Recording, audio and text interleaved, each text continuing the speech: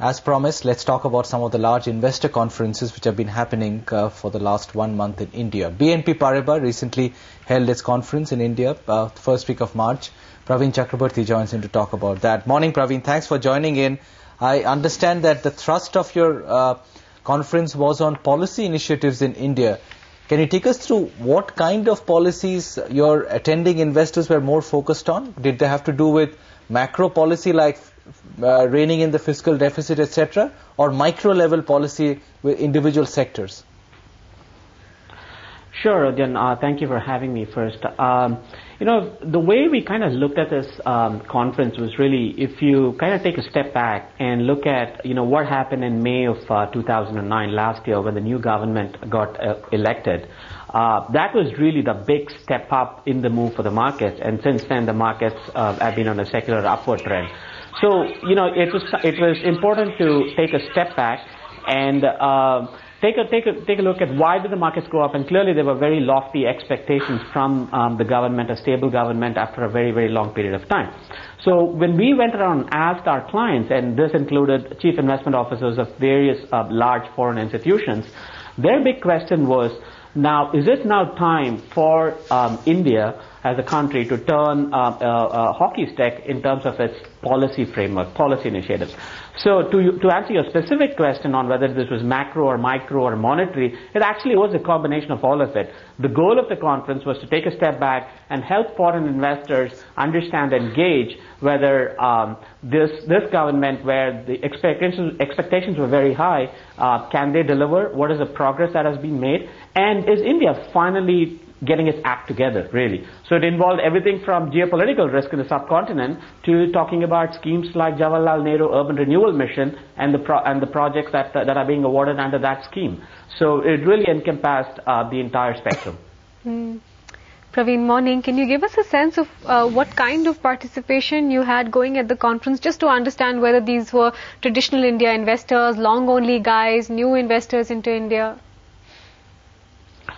Because the conference was structured more from a macro politics policy perspective, the investor attendance, it was focused more towards chief investment officers of large, predominantly foreign institutions that are about to make a big call on whether they should structurally be increasing their weights in India. They may have been India investors, they may have had smaller holdings, but these are traditionally CIOs of large foreign institutions that wanted to get an answer to this question over the next 3 to 5 year time frame. Should we be structurally increasing our weights in India or not? So that was the profile of the attendees. What's the general sense you got from them? I mean, from the election result up until now, including the union budget, are they happy at the pace of change that they're seeing, given the kind of expectations which came to the fore when that electoral result was presented? Sure. I think the mood, if I were to sum up in 2 words, the mood is really one of cautious optimism. Optimism because I think they heard all the right things. I think nobody that was present at the conference at the end of the 3 days doubted the intent of the government for reforms, doubted the intent of the government to attract foreign inflows. Caution because what is unsure is the pace at which this would get executed. So I think it was certainly a mood, one of cautious optimism. There were quite a few investors, European investors at large, that personally came and told me that they heard all the right things. They were very optimistic about India, but they also had all these questions about, is it true that it takes a very long time for reforms to happen? Is it true that it takes a very long time for policies or schemes to be implemented in India? So, so if you kind of look at it, yes, the pace is something that nobody can really, or the timing of these things nobody really can put a finger to. But I think they heard all the right things though at the conference, and that's the sense I got from them. I believe disinvestment was one of the issues discussed at your conference, Praveen. How excited are investors about that process, or do they feel over there as well there's some changes that are required, because appetite hasn't been great up until now? It's been okay. Sure. I mean, I think disinvestment, the one way to look at disinvestment is what is the appetite for the disinvestment process itself, or for the companies that are actually going through the process. The second way to look at it is what it does to the fiscal situation of the country. So if we kind of, again, take a broader view, from a fiscal situation perspective, disinvestment, 3D auctions, there was even talk about, for the first time, auctioning of coal blocks or natural resources of the country, and what kind of impact that can have on the fiscal situation of the country. So I think from that perspective, foreign investors were pleased. There was also talk about this new SEBI rule of having a minimum free float of 25%. So I think there, that's what I mean by when they heard all these right things. Now, was there appetite for say some of the earlier disinvestments in the last few weeks? That's a call that was not the question that we were trying to answer at this conference. But from a fiscal situation perspective, I got the sense that they're reasonably happy with the measures that the government was taking. You had the BPCL chairman presenting at the conference too, Praveen. What's the sense you got on oil sector policy, which is something which a lot of global investors are watching very closely with respect to the subsidy impact on the fisc? Sure, absolutely, and you hit on the right point, Udyan. It's not just one company, BPCL or any other company, but really what is going to happen to this Kirit Parikh committee report.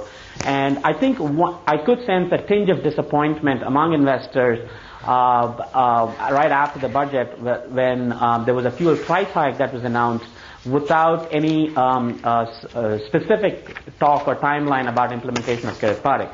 So essentially, the feeling that investors got was, okay, there were fuel price hikes that were announced, which does not seem very well coordinated or communicated.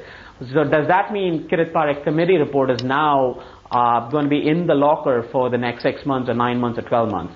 Because it does not make sense deregulating oil price without an accompanying fuel price hike. So why this need for this fuel price hike in the interim? So I think that was one area where I could sense a tinge of disappointment. Oil price deregulation was a big burning issue that a lot of investors wanted to get clarity on. I am not so sure that they did get some clarity on that after the conference. All sounds interesting, Praveen, but was the attendance highest for the event of the last day, the 15-over-a-side cricket match with Anil Kumble, Wasim Akram, Andrew Simons?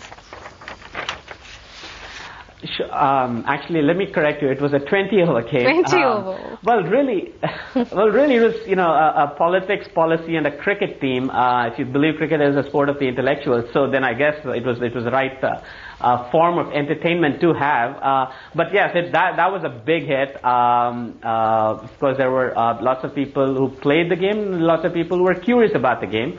So I think we had we had a pretty good game actually. In fact, Dr. Shashi Tharoor was supposed to join us too at that game. Unfortunately, he couldn't make it at the last minute. But that would have been a real combination of politics, policy, and cricket if he had. Oh, he must have tweeted his apology to you.